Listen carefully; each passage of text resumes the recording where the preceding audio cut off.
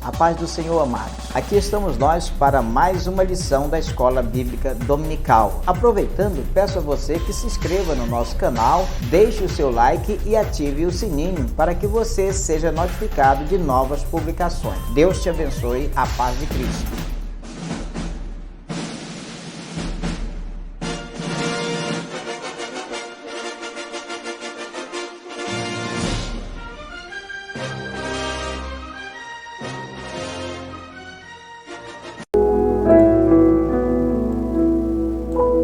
Bom dia, meu querido, que a graça e a paz do nosso Senhor, do nosso Salvador Jesus Cristo esteja no seu, no meu, nos nossos corações. Que bom estarmos aqui em mais um domingo de bênção, de graça, um domingo em que nós temos a oportunidade de estudar a Palavra de Deus, não é verdade?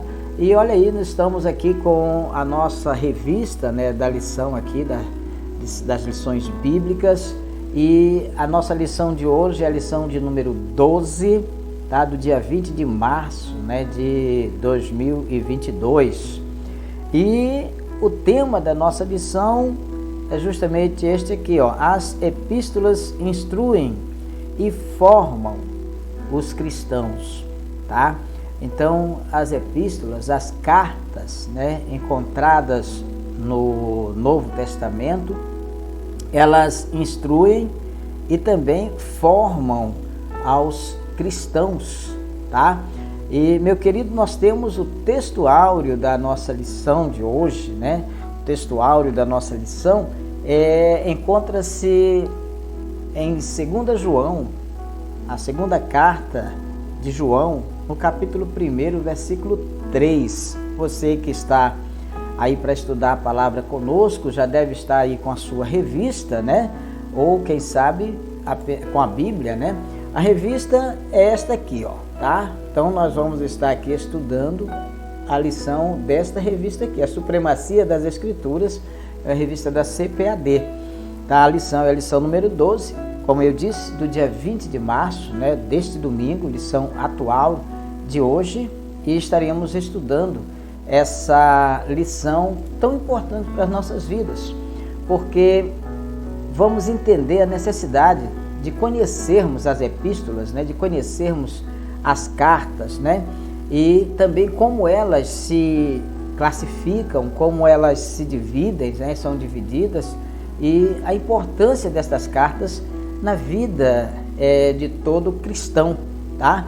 Então, meu amado, como dissemos, o texto áureo está na segunda carta de João, no capítulo 1, no versículo 3. Diz assim, olha: a graça, a misericórdia, a paz da parte de Deus Pai e do Senhor Jesus Cristo, o Filho do Pai, sejam convosco na verdade e amor. Meu querido, esta saudação eu faço minha também para todos os nossos amados que já estão conosco aqui na Rádio CBC Gospel, também na CBC TV, e que porventura estejam acompanhando a lição através do nosso canal no YouTube, tá?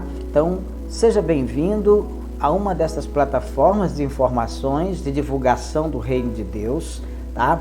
E espero que possa hoje estar contribuindo para o seu elevo espiritual, espero hoje estar contribuindo para o seu crescimento cristão, tá? Para mim é um prazer compartilhar as lições da palavra do nosso Deus. Tenho a grata satisfação de fazer isso todos os domingos na Rádio CBC Gospel, na CBC TV, como também nas nossas publicações no YouTube, e presencial, porque todos os domingos às 7h30 eu estou na sede nacional da nossa igreja, também ministrando esta palavra, Essa palavra abençoada, que é a palavra de Deus, ministrando as lições da Escola Bíblica Dominical, tá bom? A verdade prática da nossa lição é a seguinte: as epístolas, elas apresentam instruções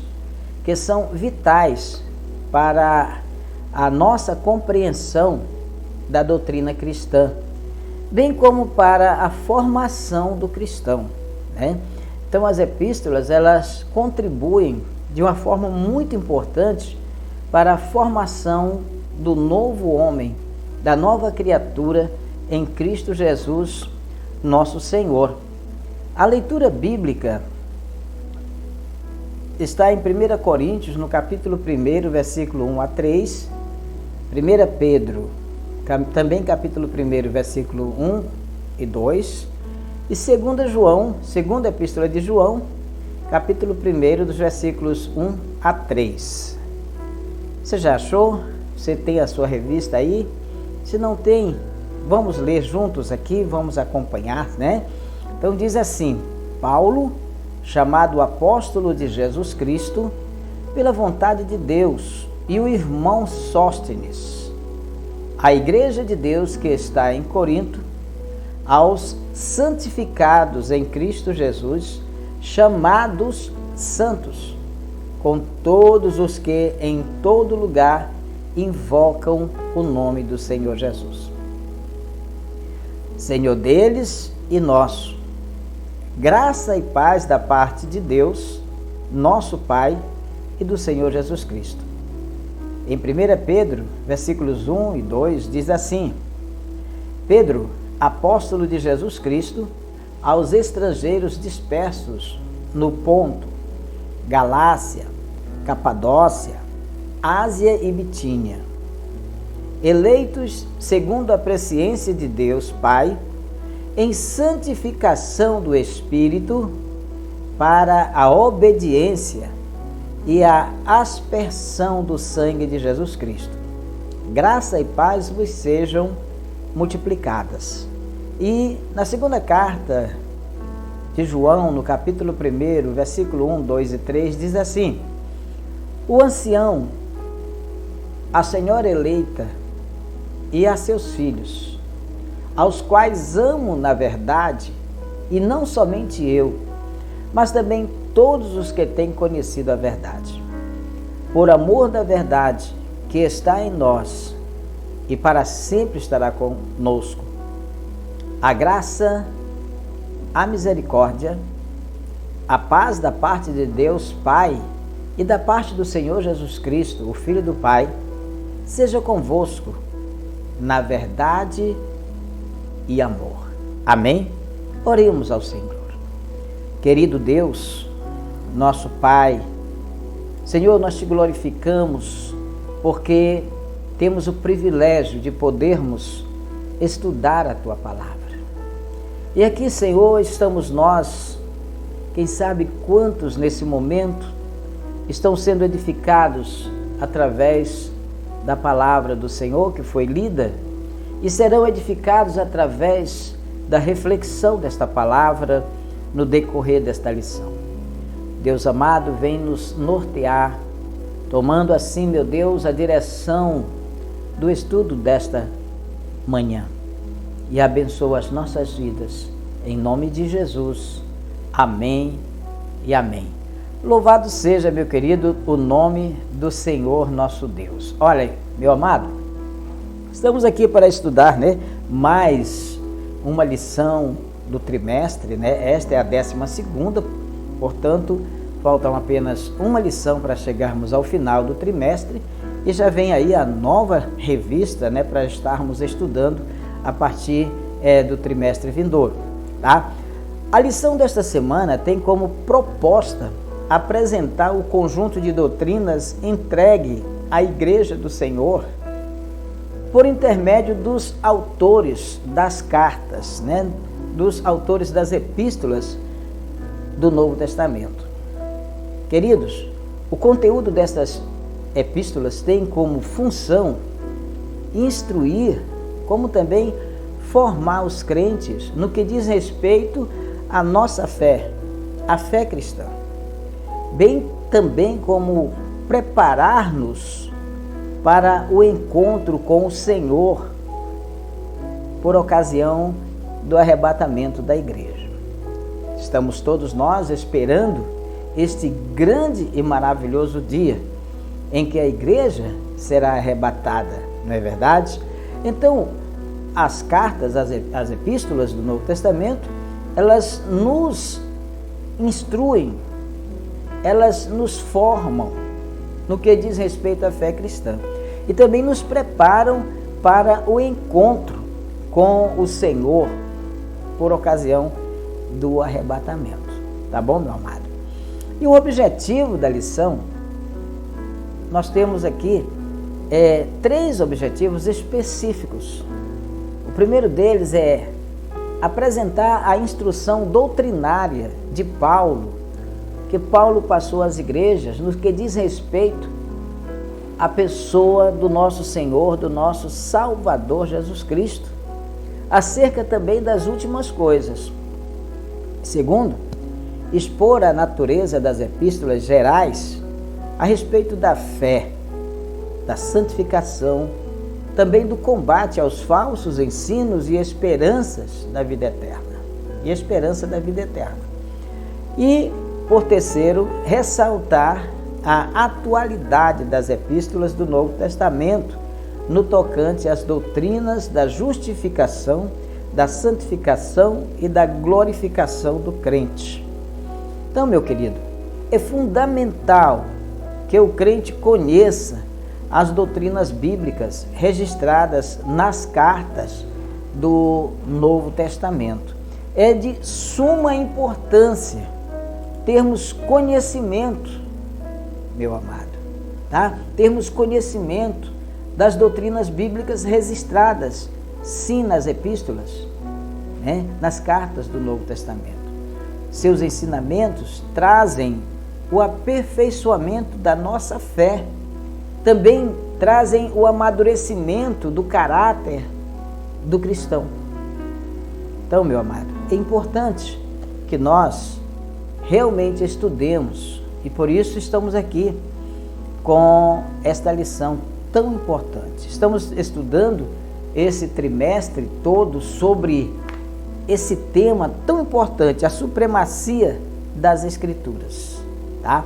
O quanto as Escrituras contribuem para o nosso desenvolvimento, para o nosso conhecimento de Deus, para que assim nós tenhamos mais de Deus nas nossas vidas.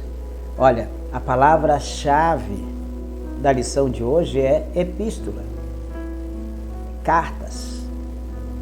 E a nossa lição está dividida em pontos. E o primeiro ponto da nossa lição, meu querido, é o seguinte, tá?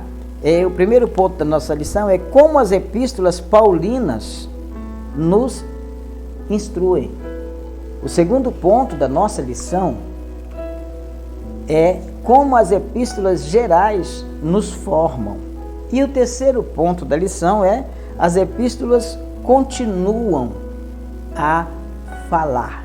Nós vamos estudar esses 3 pontos que são importantes e que estão divididos em tópicos e que cada tópico traz para nós, para o nosso entendimento, verdades que nos ajudarão a crescer e que contribuirão para a formatação do caráter cristão.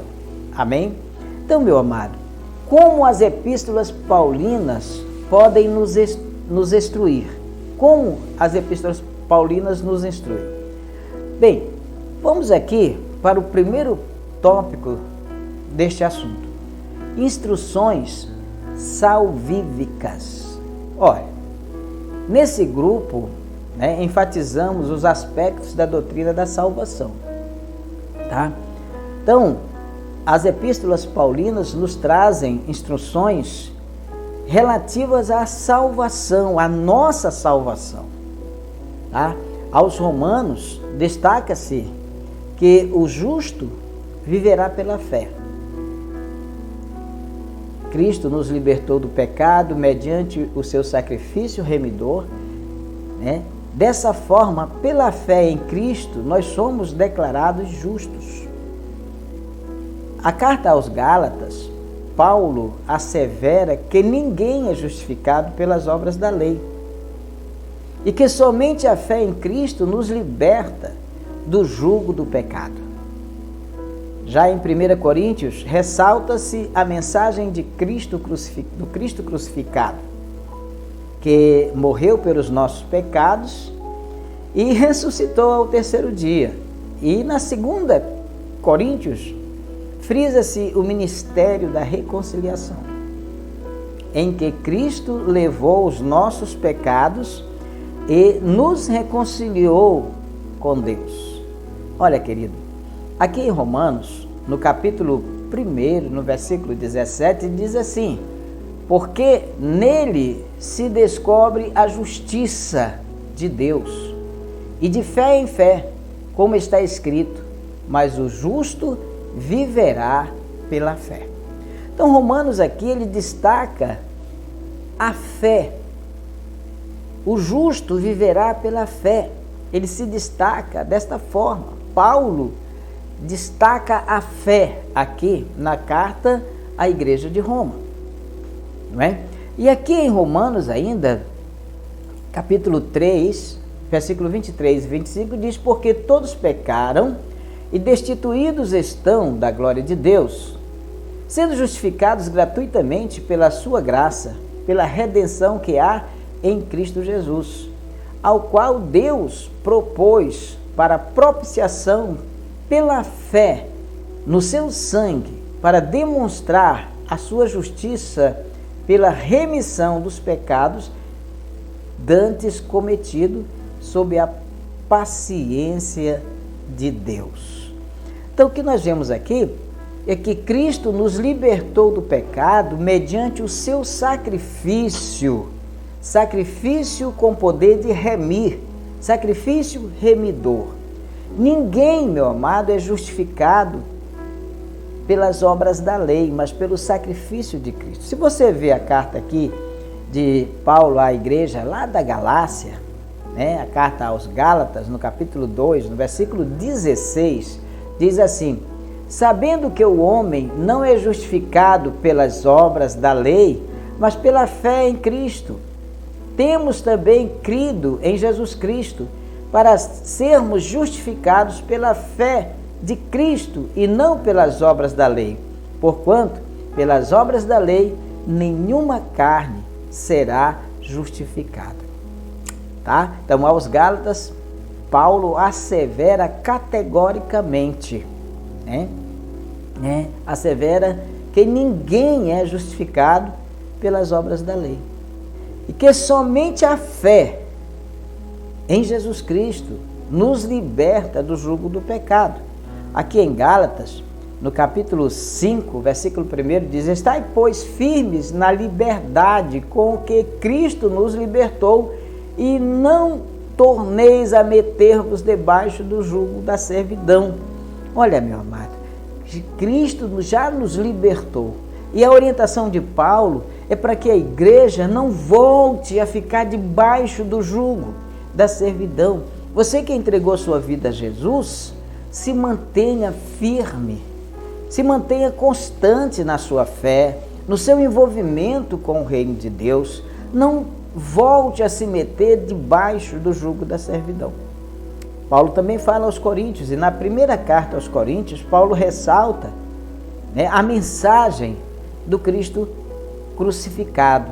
Ele fala aqui, em 1 Coríntios capítulo 1, versículo 23, ele diz: mas nós pregamos a Cristo crucificado, que é escândalo para os judeus e loucura para os gregos. Então, Paulo aqui ressalta a mensagem da crucificação, que Jesus morreu pelos nossos pecados e que Jesus ressuscitou no terceiro dia. Em 2 Coríntios, frisa-se aqui o ministério da reconciliação. Em 2 Coríntios, capítulo 5, versículo 18, diz: e tudo isso provém de Deus. Fala aqui Paulo à igreja de Coríntios. Tudo isso provém de Deus, que nos reconciliou consigo mesmo, por Jesus Cristo, e nos deu o ministério da reconciliação. Amém? Então, Em 2 Coríntios, Paulo frisa o ministério da reconciliação, em que Cristo levou os nossos pecados e nos reconciliou com Deus. Amém, querido? Então, o segundo tópico do primeiro ponto da nossa lição são as instruções a respeito de Cristo. Olha, nesse enfoque, o destaque são os aspectos da doutrina de Jesus Cristo. Aos Efésios, o tema é Cristo como cabeça e a igreja, o seu corpo. Então, aqui Paulo, falando aos Efésios, ele leva à igreja da cidade de Éfeso esse entendimento. Cristo é o cabeça e a igreja é o corpo. Então, Jesus é o cabeça da igreja. Nós somos a igreja, somos o seu corpo. Aqui em Efésios, no capítulo 1, 22 e 23, diz: sujeitou todas as coisas a seus pés, e sobre todas as coisas o constituiu como cabeça da igreja. O que é o seu corpo? O que é o seu corpo? A plenitude daquele que cumpre tudo em todos. Nesse sentido, a igreja foi eleita em Jesus Cristo. A igreja, ela foi redimida em Jesus Cristo. Aqui no capítulo 1, versículo 7 de Efésios, diz assim: em quem temos a redenção pelo seu sangue, a remissão das ofensas segundo as riquezas da sua graça. Então, a igreja é redimida em Cristo, e redimida em Cristo, meu querido, para a glória de Cristo.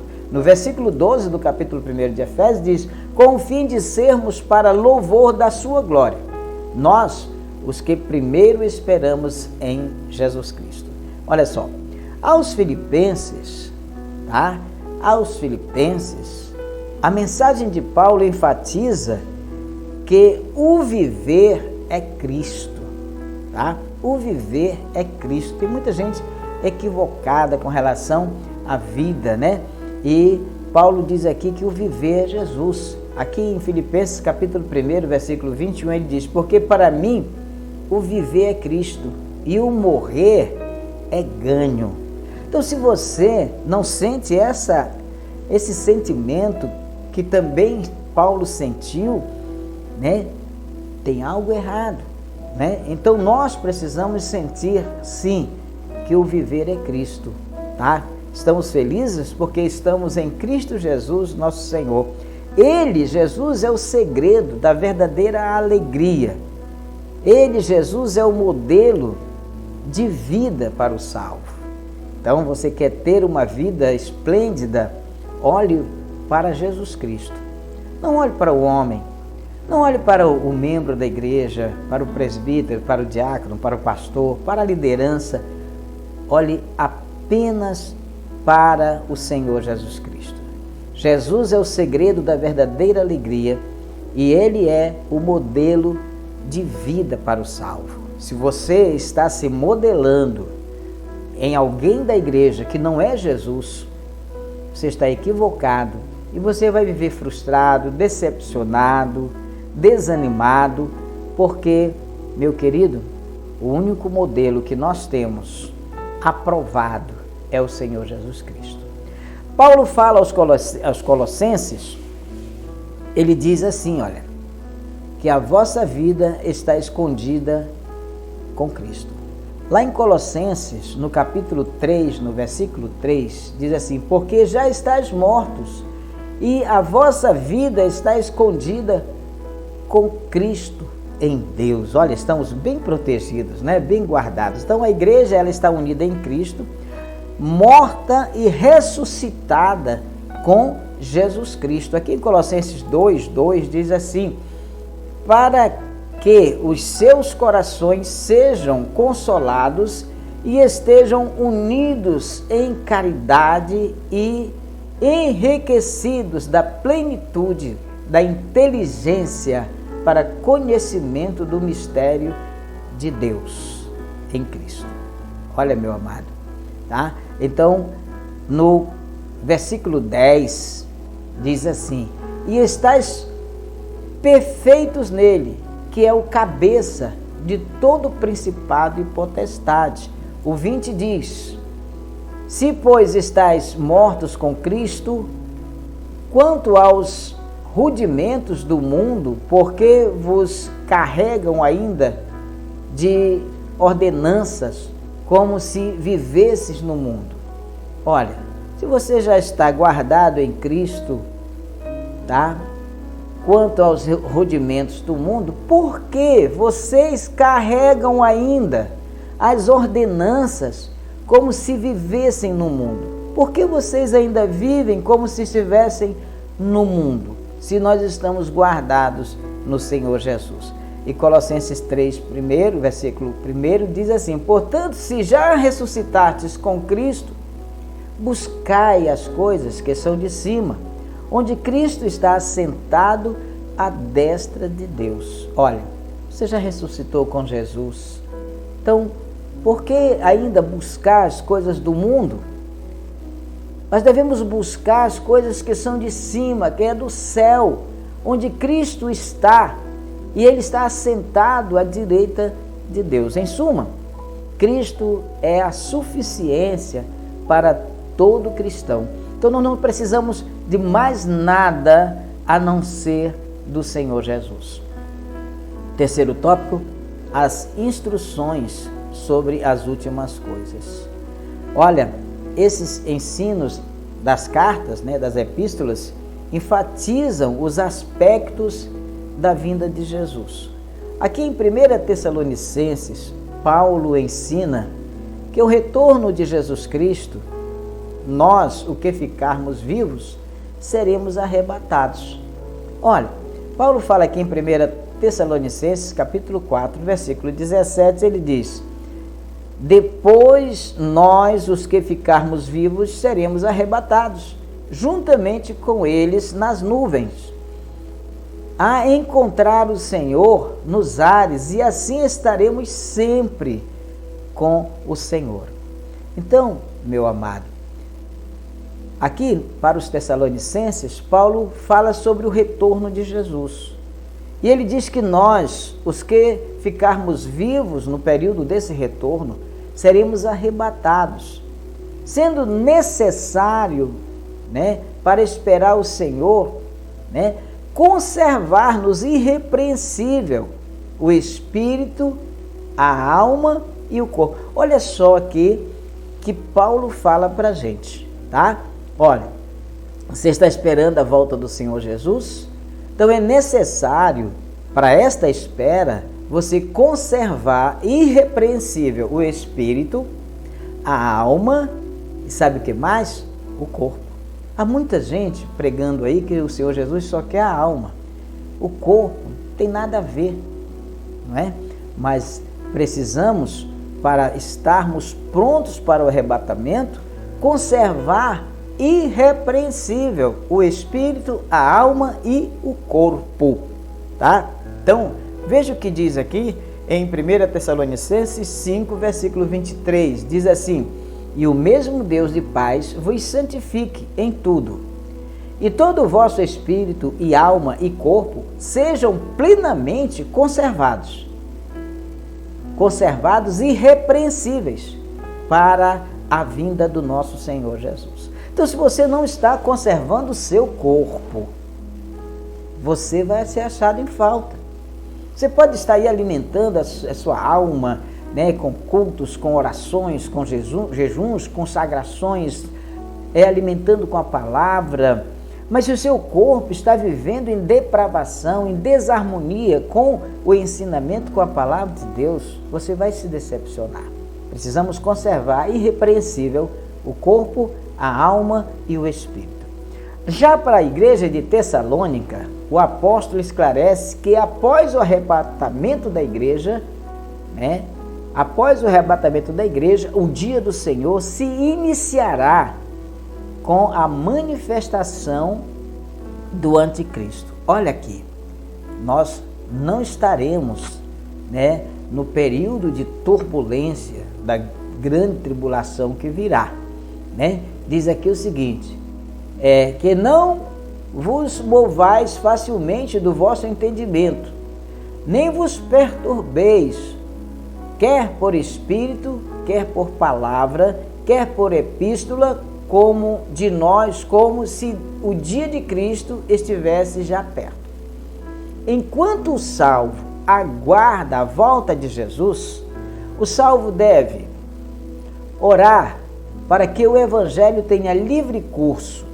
O salvo deve vigiar para não viver de maneira desordenada, para não ser achado naquele dia em falta, como as 5 virgens loucas foram também achadas. As 2 epístolas alertam a respeito da necessidade de nos preparar para a vinda do Senhor Jesus. Amém? O quarto tópico do primeiro ponto da lição é instruções pastorais e pessoais. Queridos, as epístolas particulares, elas abrangem instruções de natureza prática, dentre outros temas. Em 1 Timóteo, por exemplo, Paulo orienta o combate às heresias por meio da sã doutrina. Já naquela época, havia infiltração de muita heresia no meio da igreja, desvirtuando a santidade, a seriedade, a veracidade da pregação. E aqui, meu querido, em 1 Timóteo, né, no capítulo 1, versículo 3, diz assim: como te roguei quando parti para a Macedônia, que ficasses em Éfeso, para advertires a alguns que não ensinem outra doutrina. No versículo 9, Paulo ainda fala a Timóteo o seguinte: sabendo isto, que a lei não é feita para o justo, mas para os injustos e obstinados, para os ímpios e pecadores, para os profanos, os irreligiosos, para os parricidas, para os matricidas e para os homicidas. Tá? No versículo 10 ele diz ainda: para os fornicadores, para os sodomitas, para os roubadores de homens, para os mentirosos, para os perjuros e para os que for contrário à sã doutrina. São para eles a lei. À vista disso, o líder deve ser apto para ensinar. Então, Paulo aqui traz orientações pastorais e orientações pessoais também, né? E ele diz aqui para Timóteo isso, em 1 Timóteo 3:2, ele diz: convém, pois, que o bispo seja irrepreensível, marido de uma mulher, vigilante, sóbrio, honesto, hospitaleiro e apto para ensinar. Então, em vista disto, o líder deve ser apto, ser cuidadoso, zeloso e apto para ensinar. E no capítulo 4, no versículo 13, ele diz: persiste em exortar, persiste em ler, exortar e ensinar, até que eu vá. Persistir, insistir, continuar.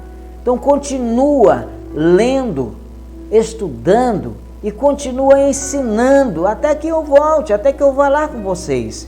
E no capítulo 16 do capítulo 4, ele diz: tem cuidado de ti mesmo e das doutrinas, persevera nestas coisas, porque fazendo isto te salvarás, tanto a ti mesmo como aos que te ouvem. Paulo aqui está orientando o pastor Timóteo. Paulo aqui está orientando um líder, dando orientações pessoais, dizendo para ele ter cuidado, tá? E ter cuidado dele mesmo e da doutrina, e para ele perseverar nestas coisas, para ele perseverar e continuar na sã doutrina. E em 2 Timóteo, Paulo ratifica que o obreiro deve manejar bem a palavra da verdade. Olha aqui, 2 Timóteo 2,15, ele diz: procura apresentar-te a Deus aprovado. Procura apresentar-te a Deus aprovado, como obreiro que não tem de que se envergonhar, que maneja bem a palavra da verdade. Para quê? A fim de produzir arrependimento nos que resistem. Então, se eu não procurar ter bom testemunho, como as pessoas irão ouvir a minha pregação? Não é verdade? Tá? Então, aqui em 2 Timóteo 2,25, ele diz: instruindo com mansidão os que resistem, a ver se, porventura, Deus lhes dará arrependimento para conhecerem a verdade.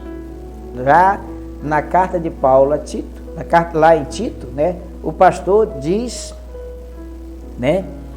diz que o pastor deve contrapor os falsos ensinos, né? Olha, o pastor deve contrapor os falsos ensinos.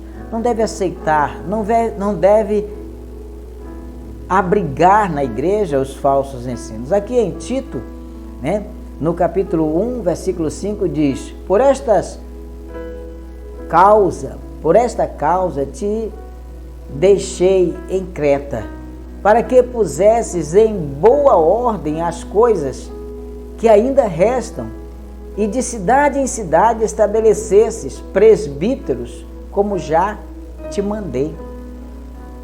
No versículo 10 ele diz: porque há muitos desordenados, faladores, vãos e enganadores, principalmente os da circuncisão, aos quais, no versículo 11, né, ele diz: aos quais convém tapar a boca, homem que transformam casas inteiras, ensinando o que não convém por torpe ganância. Tá vendo, meu amado?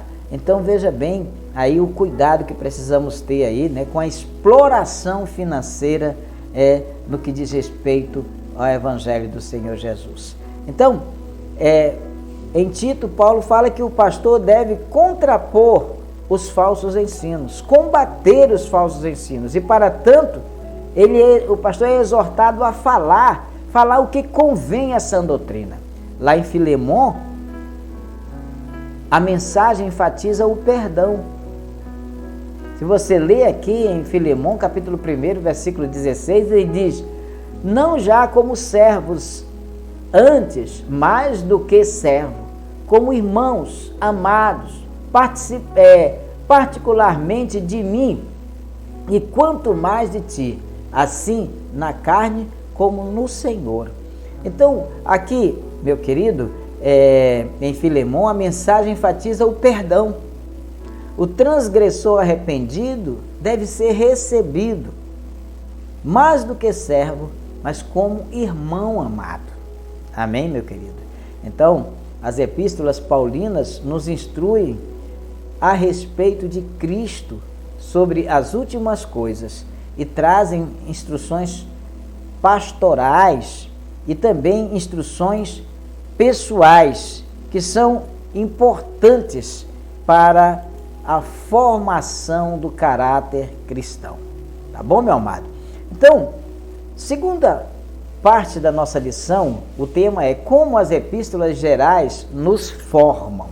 Olha, as epístolas de Pedro, por exemplo. 1 Pedro aborda o sofrimento cristão, né? Nós vemos aqui em 1 Pedro, capítulo 1, versículo 6, em que vós grandemente vos alegrais, ainda que agora importa, sendo necessário que estejais por um pouco contristado com várias tentações. Tá? Pedro ensina que as provações nos fortalecem. Aqui no capítulo 1, versículo 7, ele diz: para que a prova de vossa fé, muito mais preciosa do que o ouro que perece e é provado pelo fogo, se ache em louvor e honra e glória na revelação de Jesus Cristo, tá? Então, Pedro aborda o sofrimento cristão. Ela ensina que as provações, a carta de Pedro, a primeira carta de Pedro, ensina que as provações fortalecem a nossa fé. Também ensina que é preciso santificarmos. Aqui em 1 Pedro,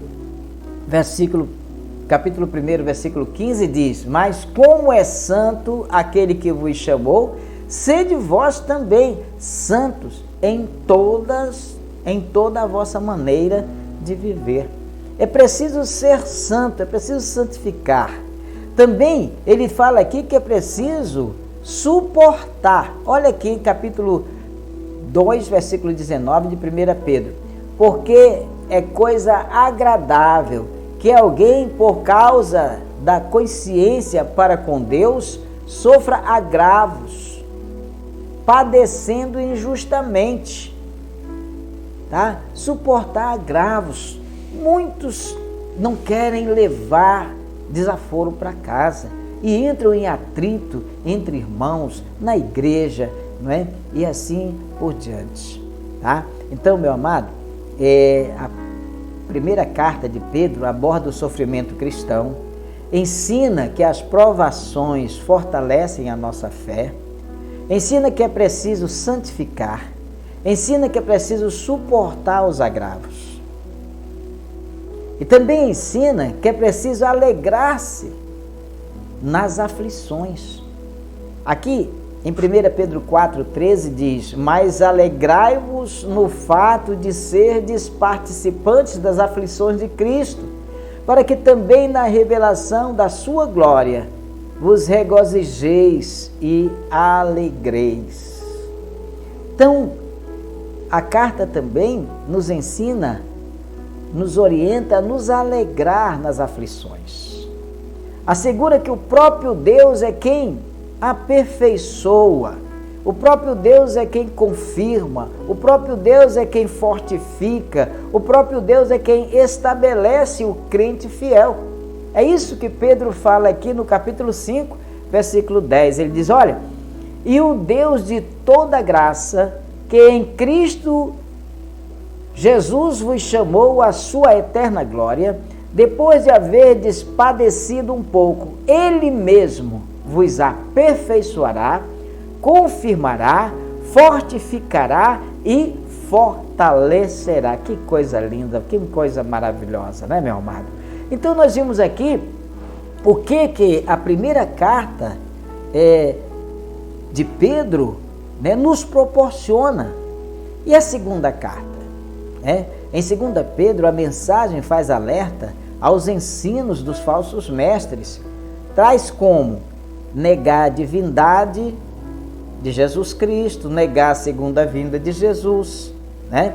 Então veja bem aqui, meu querido, em 2 Pedro, capítulo 1, versículo 1 diz: e também houve entre o povo falsos profetas, como entre vós haverá também falsos doutores, e que introduzirão encobertamente heresias de perdição e negarão o Senhor que os resgatou, trazendo sobre si mesmos repentina perdição.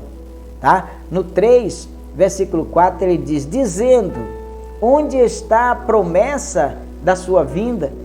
Porque desde que os pais dormiram, todas as coisas permanecem como desde do princípio da criação. Então, a segunda carta de Pedro nos traz a mensagem, né? Faz-nos um alerta aos ensinos dos falsos mestres, tais como negar a divindade de Jesus, negar a segunda vinda de Jesus. Pedro contesta tais heresias.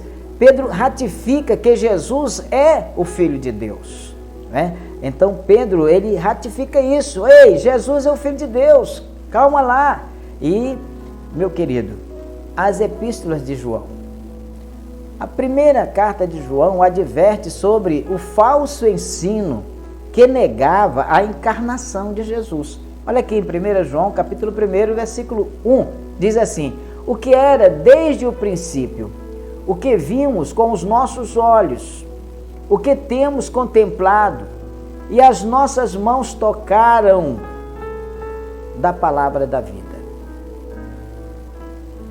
Olha, no 4, 2 e 3 também temos mensagem de Deus, né? Mensagem do Senhor, de João, né? do apóstolo João, que diz assim, então ele adverte sobre os falsos ensinos que negavam a encarnação de Jesus. Ele também combate, adverte as demais heresias gnósticas, tá? Aqui no capítulo 5 de 1 João, né, do versículo 13 ao 21, né, ele explica que o salvo deve viver em comunhão com os irmãos. Amém? O salvo deve viver em comunhão com os irmãos. Ele diz aqui no capítulo 1, versículo 6 e o 7, ele diz: se dissermos que temos comunhão com ele e andarmos em trevas, mentimos e não praticamos a verdade. Mas se andarmos na luz como ele na luz está, temos comunhão uns com os outros, e o sangue de Jesus Cristo, seu Filho, nos purifica de todo pecado. Então, a carta nos adverte a nos afastar também da prática do pecado. Aqui em 1 João capítulo 2, 1 diz: meus filhinhos, estas coisas vos escrevo para que não pequeis. E se alguém pecar, temos um advogado para com o Pai, Jesus Cristo, o justo. E no 3, versículo 7, ele diz: filhinhos, ninguém vos engane. Quem pratica justiça é justo, assim como ele é justo. Nos adverte a amar uns aos outros. Primeira carta de João nos adverte a amar uns aos outros. Aqui no 1 João 4,11 diz assim: amados, se Deus assim nos amou, também nós devemos amar uns aos outros. Também nos adverte, nos orienta, né, a vencer o mundo. Olha, a vencer o mundo por meio da fé. No 5,4, meu amado, no capítulo 5, versículo 4 de 1 João diz: porque todo que é nascido de Deus vence o mundo. E esta é a vitória que vence o mundo, a nossa fé. Então, a primeira epístola de João nos ensina a vencer o mundo por meio da fé. Por isso é necessário exercitarmos a nossa fé. Em 2 João, as heresias do docetismo e do gnosticismo são novamente refutadas.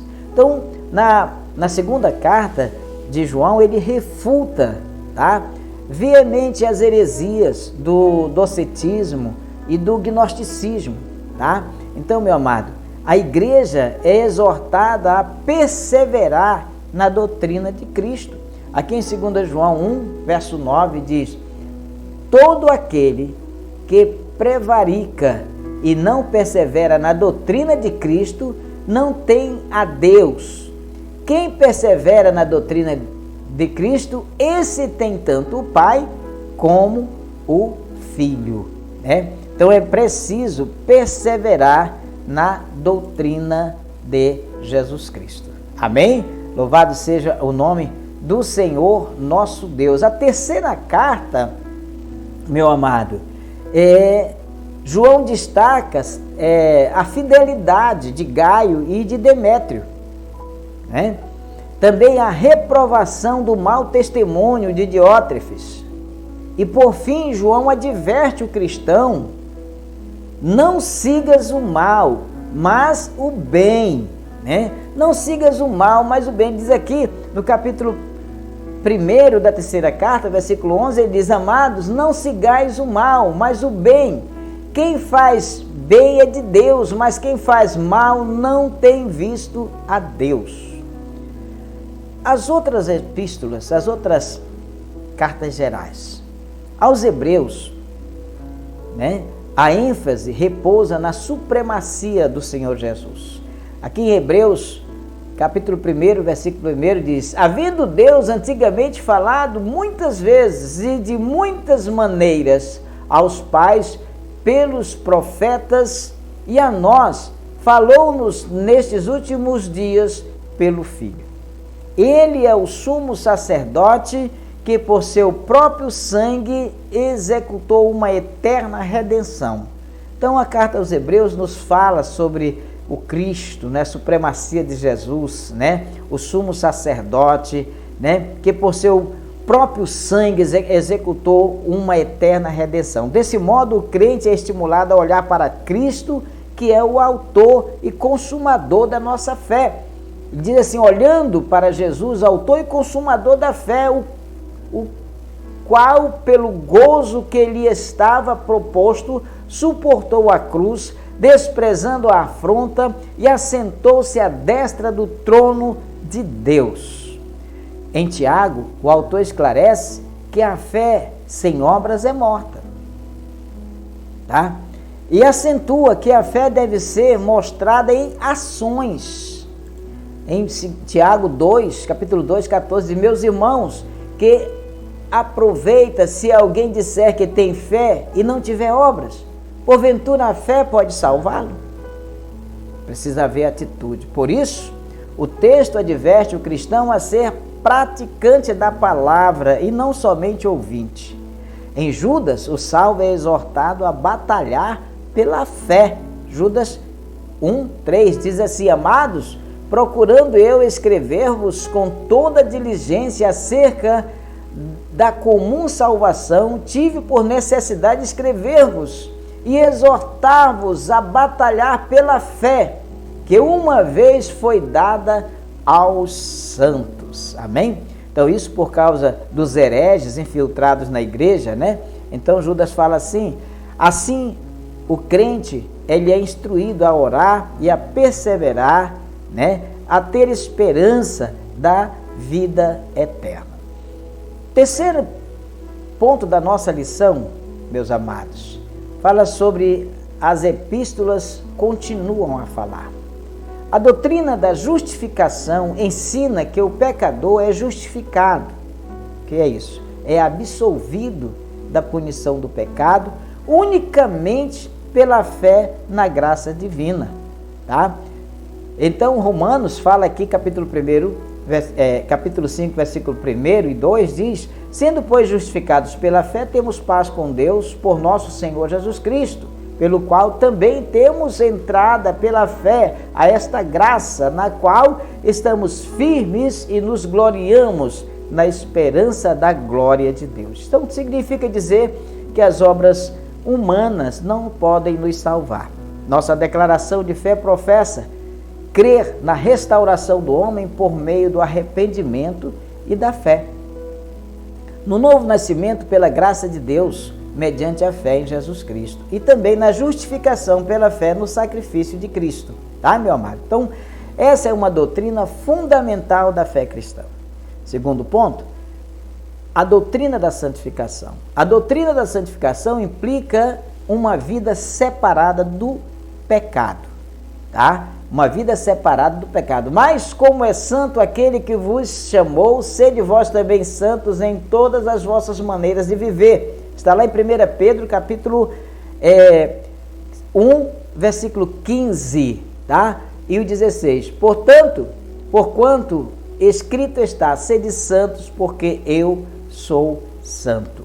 Nossa declaração de fé ensina que já salvo e justificado, o novo crente entra de imediato no processo da santificação. Porém, essa transformação vai sendo aperfeiçoada durante a jornada do cristão. Desse modo, o crente precisa ser santificado pelo Espírito, tá? Purificar-se tanto na carne como também no Espírito, pois sem a santificação ninguém verá a Deus. Hebreus, capítulo 12, versículo 14. A doutrina da glorificação. A doutrina da glorificação é a última etapa da nossa salvação, tá, amados?